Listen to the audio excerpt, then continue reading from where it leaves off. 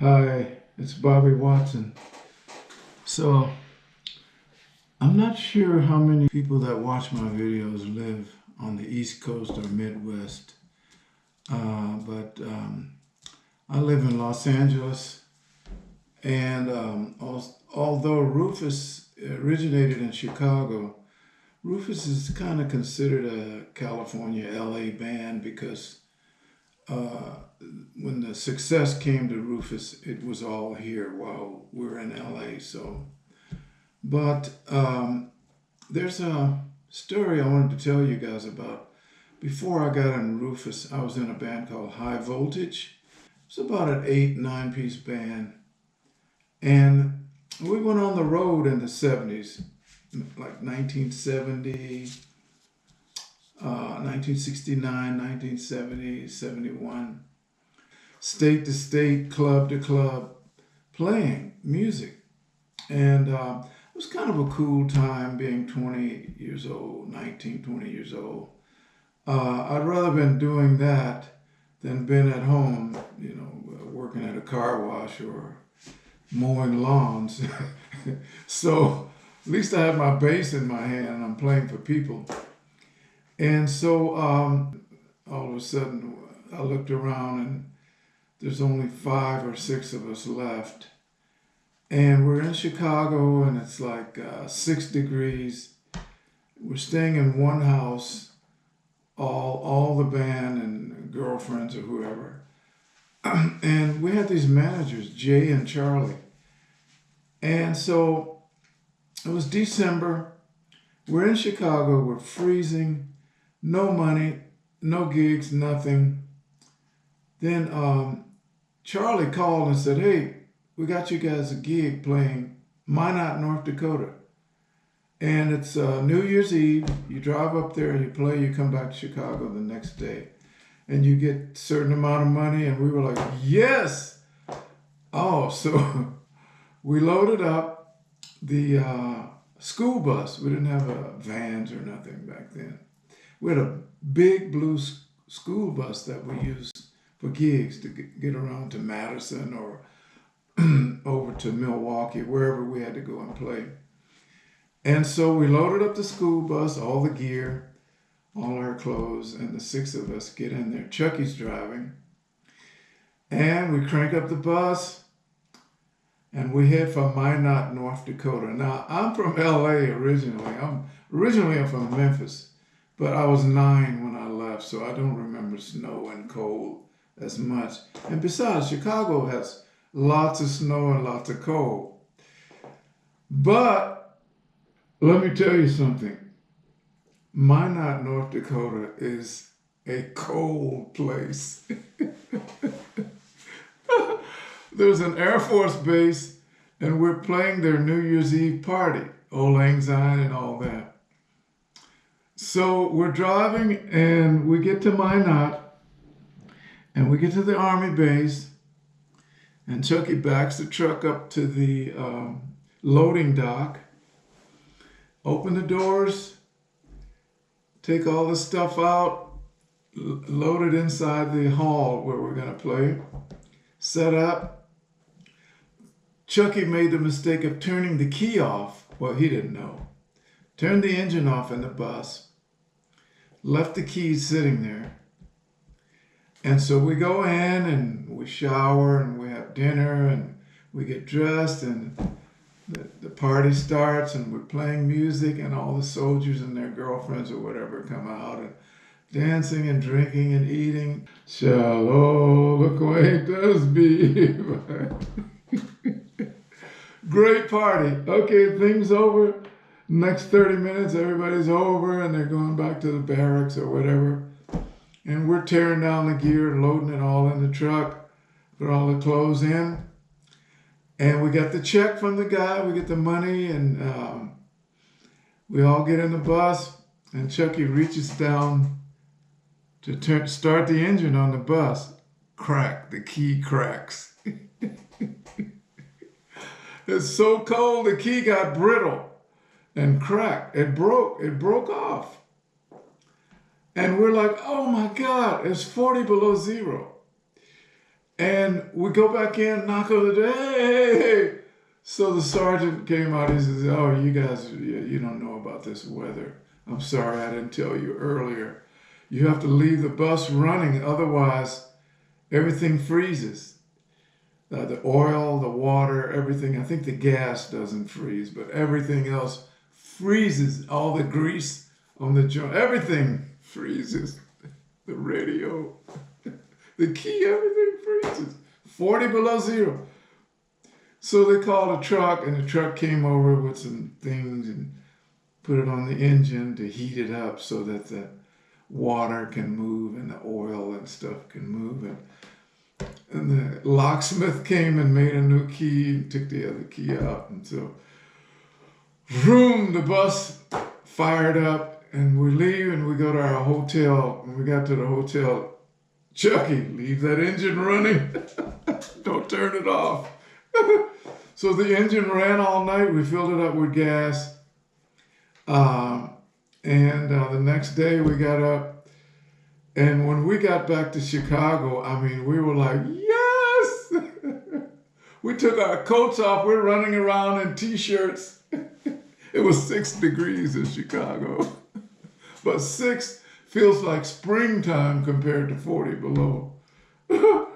So I remember that story from the hard days of being on the road before joining Rufus, or before Billy Preston, or anything that made money. These were grueling days, paying dues. So the next story I want to tell you guys about is the song, Tell Me Something Good. Great song, Rufus' first hit single, put Rufus and Chaka Khan on the map. We became a name. We became somebody in the music industry. And so when Rufus came from Chicago, before Tony and I joined, they did a whole album at Quantum Studios in Torrance. They were all living here. It was all white guys then. Dennis, Al, and Andre, Kevin, Ron Stockard, the keyboard player, and Chaka. Technically, Chaka was the only African-American. Andre's half and half. So Andre and Chaka were the only mixed people, but African-Americans. But everybody else was white. So they're in the studio, and Andre gets this idea, we don't have a hit yet. I'm not hearing anything that's a hit. Let me call my friend Ray Parker and Ollie Brown and see if we can get Stevie Wonder to come over to the studio and write a song for Rufus. Stevie's the man. I mean, Ribbon in the Sky, all these beautiful songs. He's a writer. He's a songwriter, classic songwriter. So Ray and Ollie went to Stevie and said, hey, Rufus, friends of ours from Chicago, upcoming band, they want you to come over. Stevie said, okay, yeah, I'm not doing anything. So Stevie came over to Quantum, came over to the studio and came in, and everybody was there, and he heard Chaka. They played him some of the stuff they had been cutting, and he heard Chaka sing. He was like, whoa. He fell in love with her, and he said, hey, come sit next to me. They went out in the studio, and Chaka was sitting next to him on the piano. I think he had something else on his mind, but we'll keep that quiet for now. He started playing these songs, and nobody was like, is this the real Stevie Wonder? What is this song? He's playing these songs. And nobody liked anything that he did. Because they were waiting for, Ribbon in the Sky, something beautiful, something classic. And he was playing these little, I guess, throwaway songs for him, and thought that somebody would pick up on one, but they didn't. Finally, just at the end of the thing, he started playing, he started playing this kind of a little groove thing.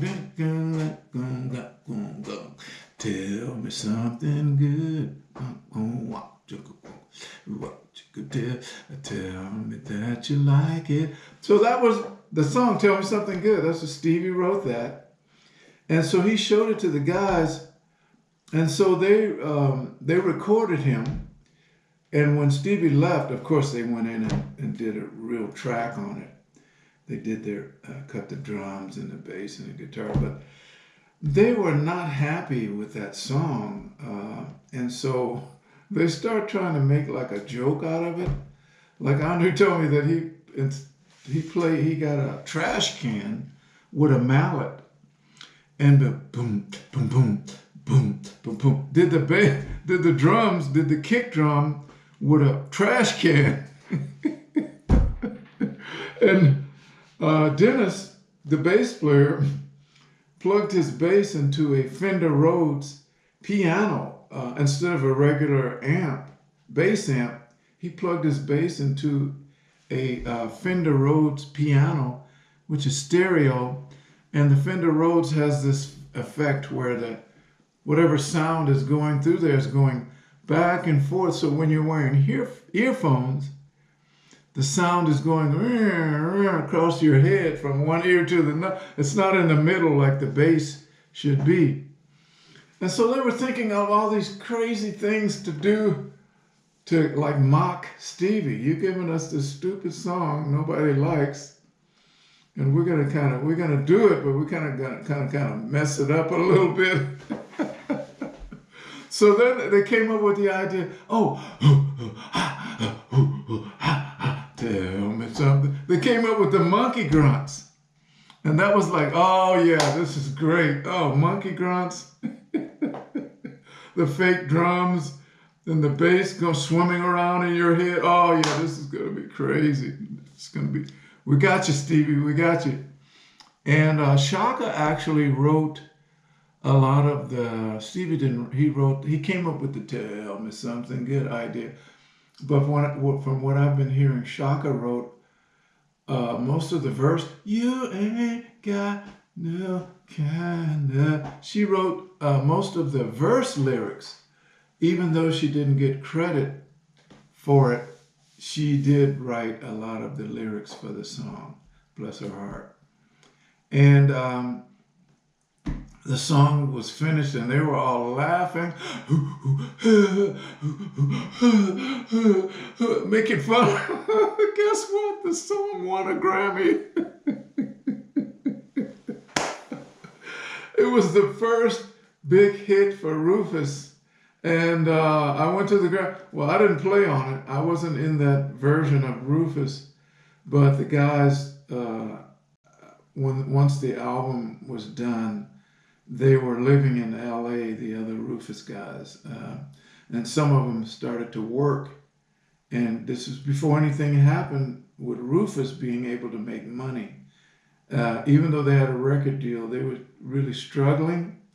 And so Al and one of the other guys got a gig playing with Three Dog Night, and somebody got a gig playing with Melissa Manchester or Melissa Eldridge or somebody. They were getting real gigs, paying money. So they quit Rufus.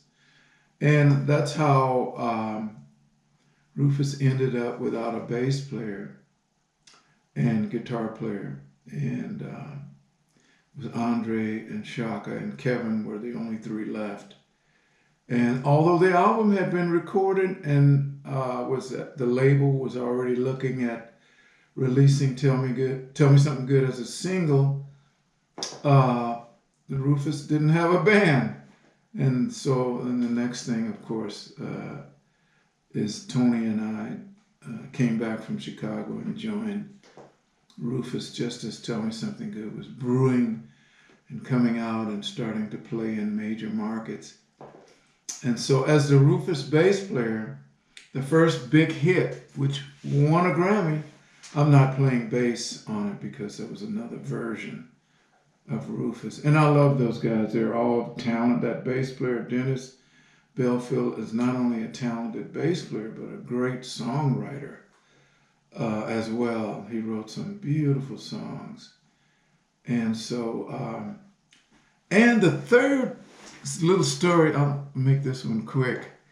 So Rufus was together and we're starting to, rehearse and get clothes and do little gigs here and there, $1,000 over here, $1,000 there. So there's a guy in Kansas City that called our management and said, hey, we want Rufus, we're gonna book Rufus, we're gonna pay you this much. Come on over and play the gig for us. We love you. We got people waiting to see you. So we got into 2 cars and we got on the road. This was back when they had this thing called gas rationing.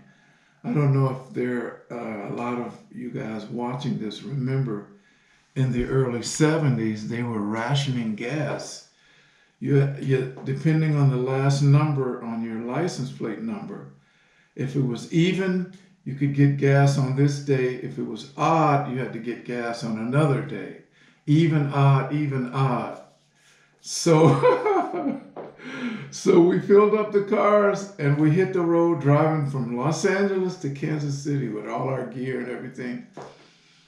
And we get out there and we're halfway across and we're running out of gas. And we come to this little country town, and not only are there no stations open, but I mean, we can't get, didn't matter if it were even or odd. This just was no gas stations open.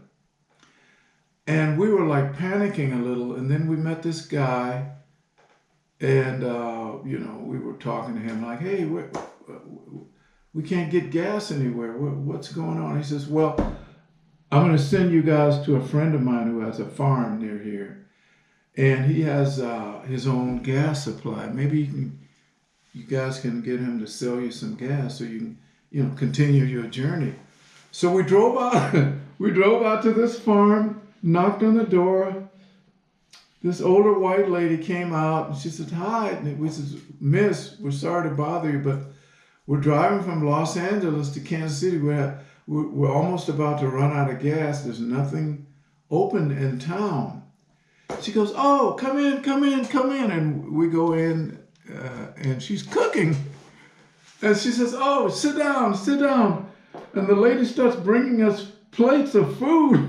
She's bringing this ham and potatoes and we'll eat, just relax. I'll get my husband. And we're sitting in this lady's living room eating. And the husband comes in out of the fields and he goes, oh yeah, you guys are, yeah, okay, I'll get you some gas. Yeah, don't worry about it, we'll fill you up. And so he goes out, he has a tank, in his storage. And we pull the cars up and fill both the cars up to the top. And Andre offered to pay him. He says, no, just don't worry about it. Just make sure you get to your... So we got full and the cars got full from these people who we never met before, and they were just the sweetest people. I don't know if we kept in touch with them, but we should have. We should have given them a gold album because they saved us that day. And so finally we get to Kansas City.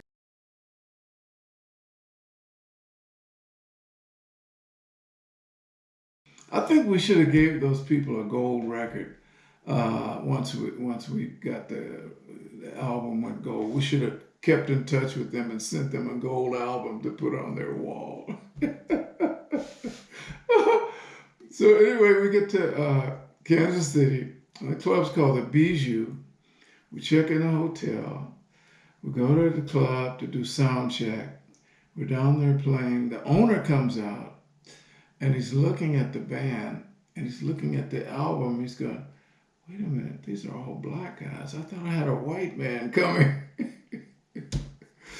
So he freaks out, he panics, and he gets on the phone and calls the musicians union. We didn't find out till later. He called the musicians union, and they send over 2 white guys, horn players. And they're standing on stage with us. We did 2 sets that night, sold out. And they're standing on stage like holding horns. They're not playing, but they're just standing there faking like they're part of the band.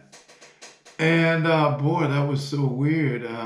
But he just kind of wanted to even it out and make it look more like, a mixed band rather than Bobby and Nate and Tony and Andre up there, black guys. So, but the surprise was on him because when people started to show up, his audience was not white like he thought it was.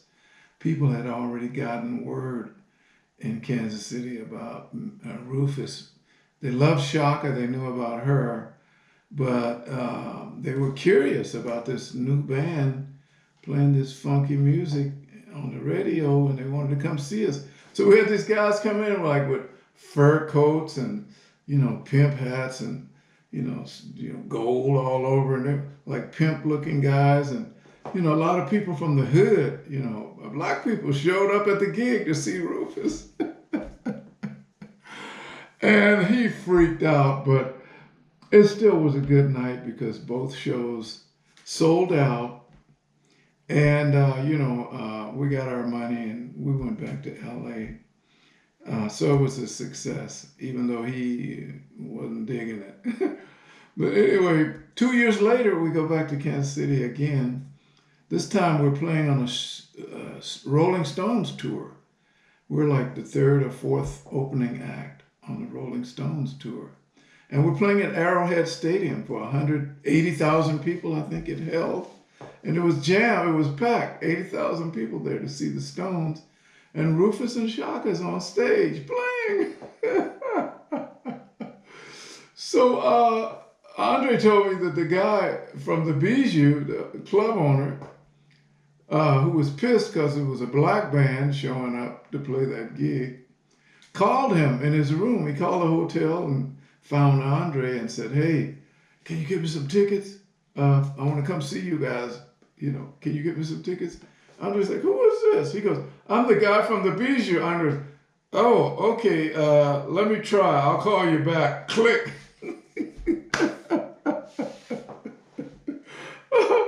So I thought that was funny that guy called Andre, and Andre said, "Hey, man, get out of my face." So thank you guys for listening to my little stories. I got more, and believe me, they're all the truth. I'm not making this up. They're real stories, and I apologize for not responding to all your comments. But there's too many. There's like 300 or 400 comments on all these little videos, and I don't have an assistant, so I have to do it myself. I've made a goal to do 10 a day, so I'll get around to answering your comments and hooking up with everybody who watches my videos. Thank you guys and girls. Thank you so much. I'll see you on the next one.